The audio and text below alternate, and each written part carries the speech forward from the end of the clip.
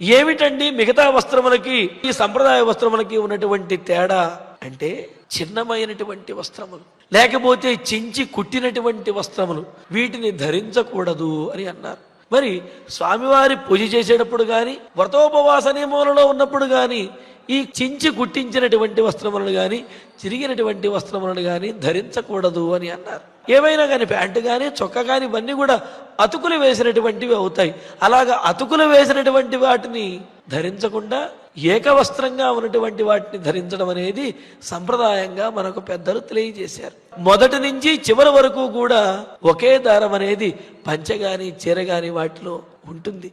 కావున అవి చించి గుట్టించినవి కాదు. కావున మనం సంప్రదాయాన్ని పాటించినట్లు అవుతుంది. అటువంటి వస్త్రములు వైదిక కర్మలకు యోగ్యమైనవి అవుతాయి.